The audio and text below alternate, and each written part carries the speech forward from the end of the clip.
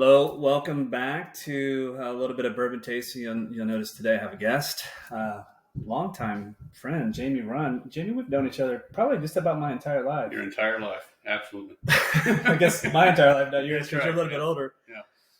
And our dads kind of grew up together, went to school together, and then I guess we kind of did the same thing. Yeah, so. I think our grandparents knew each other. Well, as that's well. probably true. Yeah, So all lived in the Spears area. and Runs, known as there a long time. That's true because where you live now, where your grandparents live. Correct. If you went straight through the woods, you probably hit my grandparents' house pretty quickly, actually. I don't know if you know where they live. They lived off Horseshoe Road. Oh, yeah, no, you definitely would. Yeah. So I started doing some of these videos a few weeks back, a couple months back, and Jamie commented on it, and I learned that you're a bourbon fan too. So. Yeah. And you brought something today. I brought some 15-year Hop Creek. All right. And I had a 9 and a 12. So he brought a couple things. I didn't know what he was going to bring. I figured whatever he brought, we'd figure out something to taste. And I've kind of been wanting to do a Knob Creek video for a while anyway. I didn't realize this for the longest time, but Knob Creek is a Jim Beam product. Yeah, they have a pretty big family. Do. They have a big family. I mean, Jim Beam, of course, the classic. I don't know if it's the go-to, but in high school it was the go-to. The white label. Cheap. Yeah, I got some stories. I don't know, my mom and dad want me to tell those stories, but that's all right. I didn't get in trouble with the law, but I did get in trouble with my dad, which is way worse than the law. Yeah, I know your dad. Yeah. But then they got Baker. The Baker line. Baker line, Booker line. Yes.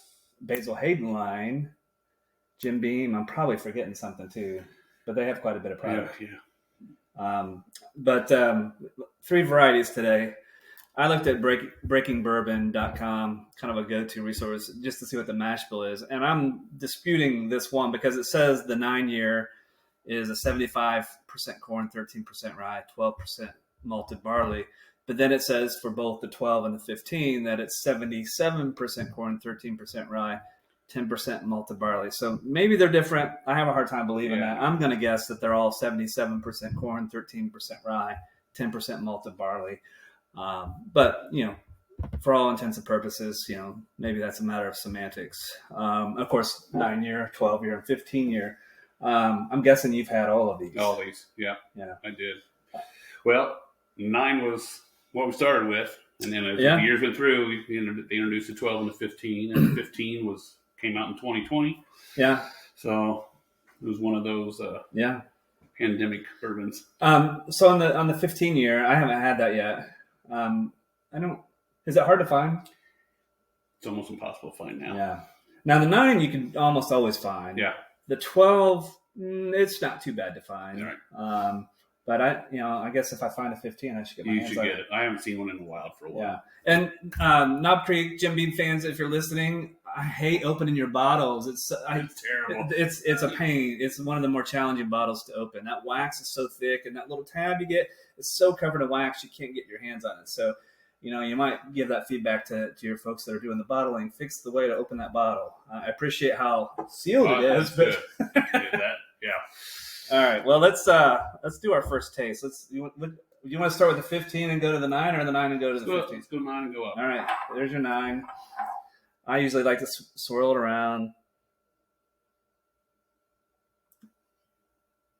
I mean, you got way more bottles. You sent me a picture. You got way more bottles than I do. So I'm just a baby collector. And I'm new. You've been doing this for a few years, right? Sadly. Well, we have tolerant lives. That's the good news.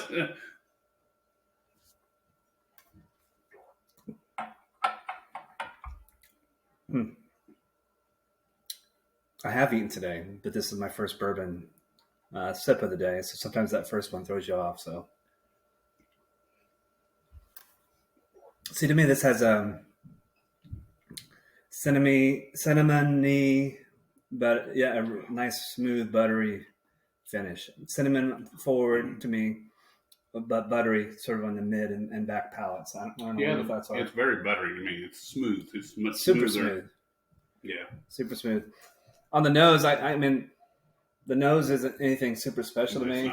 I almost get more of an ethanol on the nose than anything else, to be honest. Slight leather, maybe, but a little bit. But yeah, you're right. More ethanol. Nose isn't. It's not unpleasant, but some of these bottles you crack open, you get the nose. Yeah, and it's pretty like, quick. Wow. but the taste is good. I mean, and price point on this, I don't have it in my dandy notes. I think Breaking Bourbon claims this is around $35 from 2020. That seems about right. As I say, mid-30s. It seems about right. All right. Anything else to say about this one before we move to the 12? It's not as oaky as you would think. No. From a Knob Creek. Well, and I think it's surprising to me too a little bit, because I don't know if this is a true statement, but this is the statement that I have sort of come up with, or the myth maybe that I've come up with in my head is like, the more it has been aged, the more it will taste oaky. Correct. Yeah, it should.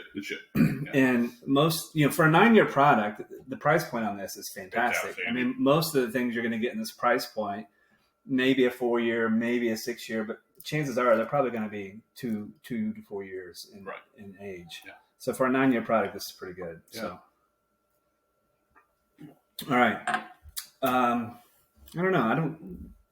I'm not going to rant. I don't feel like I'm overpowered right now. So let's move to the 12-year.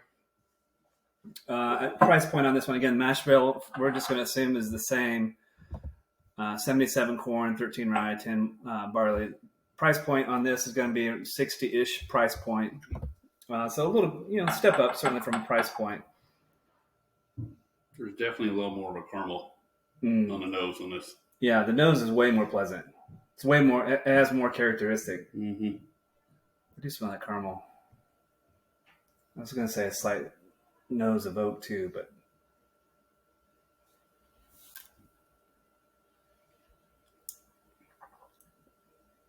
you have to see that the oak is on the back for me on that one. Very back. On the front, it's nothing like, it's not the same at all as the 9. Nothing. Not close. Now the heat comes. Yeah. It's almost got the heat of a rye. It does. There's a definite, yeah. That's good. Like a peppercorn or something to it. Yeah, it's definitely peppercorn.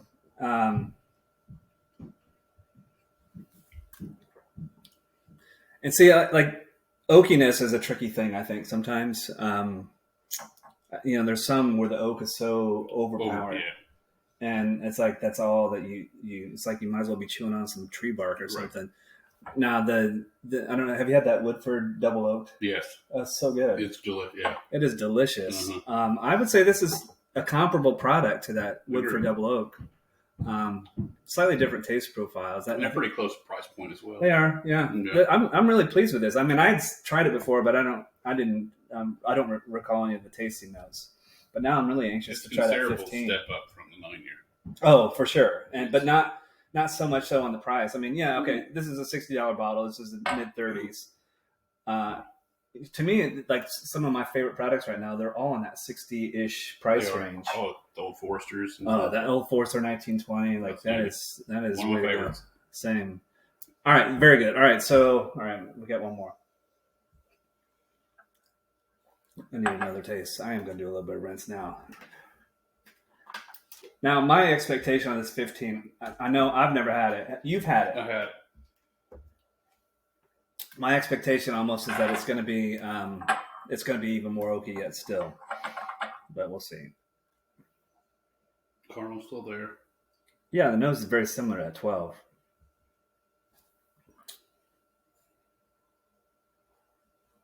Yeah, I mean, the noses are identical almost to me.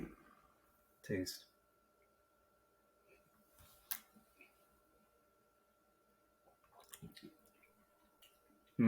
That's way more balanced.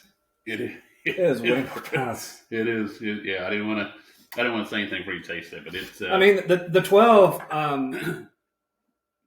It's a good drink, it is. But the flavor slightly changes as from beginning, middle to end. This is the same.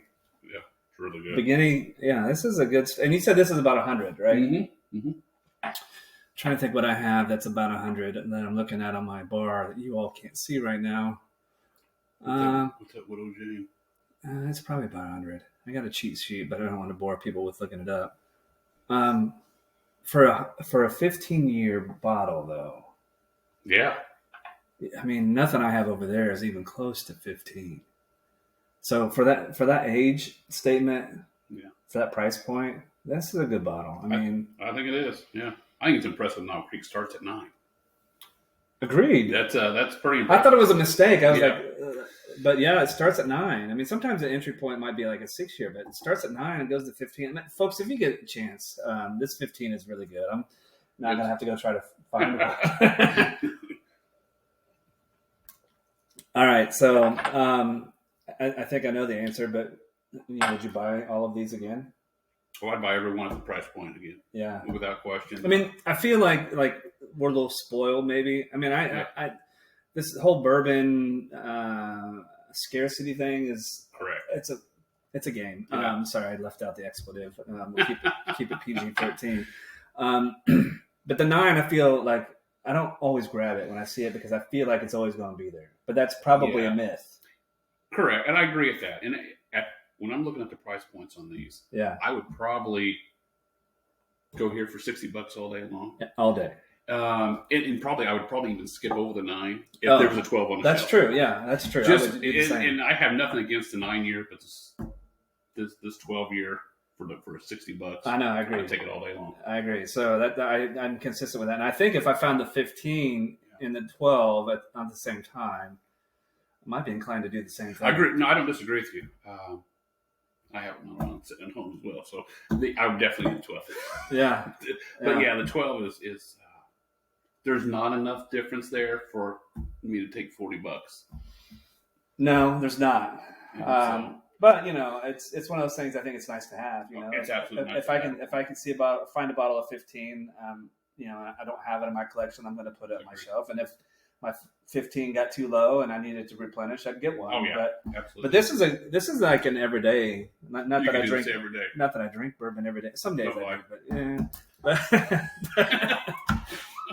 All right. All right. So, any final thoughts, or are we good to go on this one?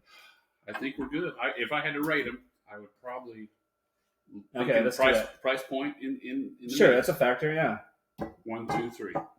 I agree with you. I agree with you. Yeah. 100%. 12. Get the 12 all day, every day. Yeah. 15 next, and then the 9. Yeah. But if you can't find the 12 or the 15, get the 9. Yeah, it's good. It's good. It's really good. All right. Thank you all. I should have reminded you at the beginning because my wife tells me that everybody sticks around to the end. But anyway, thumbs up if you like the video. Would love for you to subscribe. We'll do other tasting videos. Maybe we can get Jamie to come back and do another one. Maybe we can go to your. I drive by and see that little outdoor place. We could do an outdoor when it gets a little bit warmer. Although today it's crazy warm for February. But we'll do it again soon. So thank you all for sticking around and listening to us talk about some Knob Creek. Yeah. Thank you.